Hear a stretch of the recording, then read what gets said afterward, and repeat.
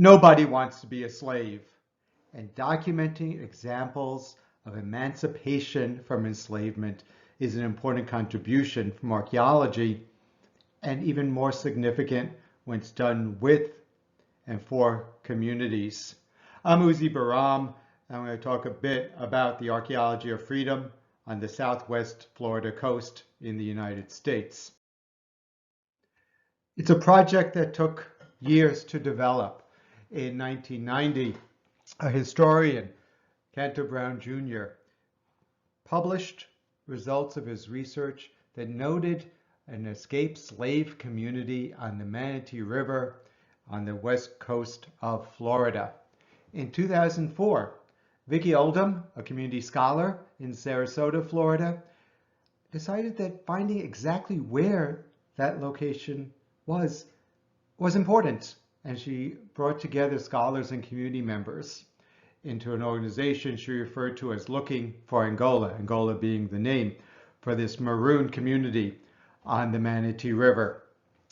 The work was very much community-based archaeology, with a key partnership being a local nonprofit historic preservation organization named Reflections of Manatee.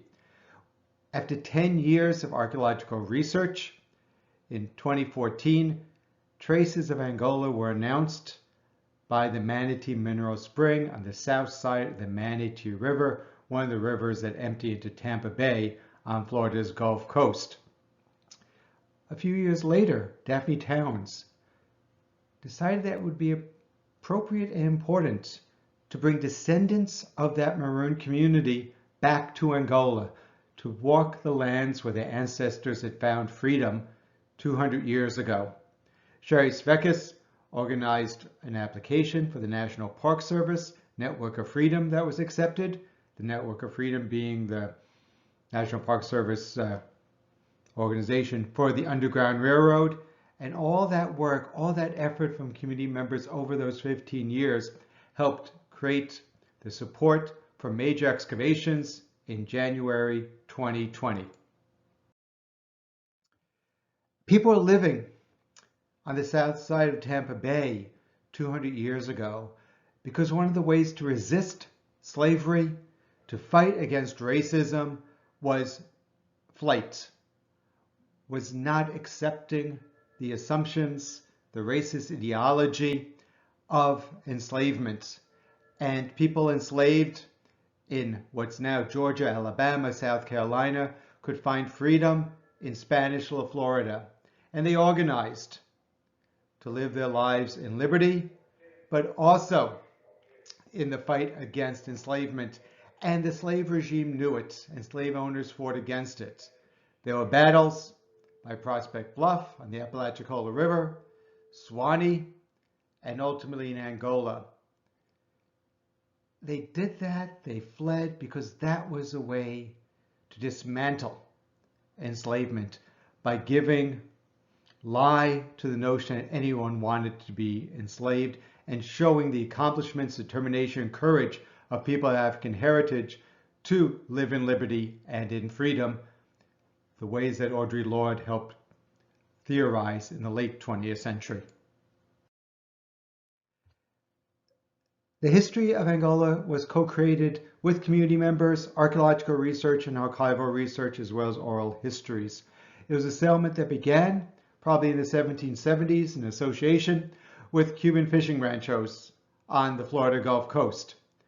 Those battles up and down the Gulf Coast at Prospect Bluff and Suwannee swelled the population of this haven of liberty. And it was seen as a threat, correctly, to the slave regime. And so in 1821, just as Spain was handing over Florida to the United States, there was a plot to capture those freedom-seeking people, and a raid destroyed the community. Hundreds were captured, unknown numbers were killed, and others escaped to the Florida interior or to Andros Island in the British Bahamas. Their descendants at Red Bays in the Bahamas knew of their ancestors' courage in escaping the slave regime, in giving lie to the racism, and they found liberty at Red Bays and other small communities on the west coast of Andros Island. In 1968, the Reverend Barton Newton, one of the descendants of those freedom-seeking people, put forward the history of the Red Bays community and gave what they knew at the time of the ancestors' flight to liberty. We excavated, and in what looks like just an empty field, with the blue waters in the background being the Manatee River, a tremendous heritage has been uncovered. It was excavations that were done with what I refer to as radical openness, a term I borrow from Bell Hooks, the Black feminist thinker. The excavations were done so that every step of the process could help educate, inspire, and build up heritage for people today, both the descendants and the local community members. We did so by inviting the public to come in a controlled manner to see the excavations for people's safety and to help educate and share the process. We invited the media to come and record and question and figure out what we're doing and help disseminate the findings to even more audiences. And we continue the work in the laboratory to commemorate the struggle for freedom by going through all these belongings for these freedom-seeking people from 200 years ago, to be able to tell of their daily lives, to help understand better how they were able to build up their community that was resisting racism for so long and allowed descendants to live in freedom to the present day.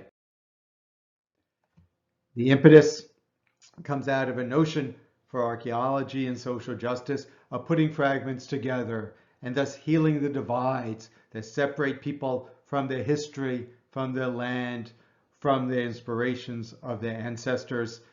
And by working with community members, we've been successful.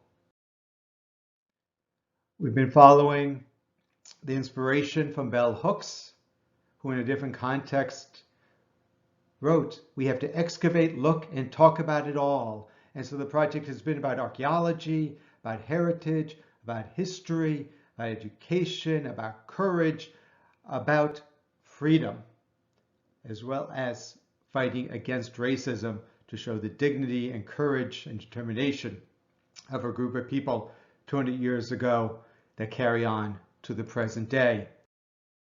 And that inspiration has encouraged us, and I use the image of like ripples in a pond, to lay out what we've been doing from exhibits to newspaper stories and different media presentations, to short videos, to interpretive signs, to using the Network of Freedom to disseminate even more this history from 200 years ago in eastern part of Bradenton on the Florida West Coast that hopefully speaks to people, as well as adds to local history and continues to inspire their descendants.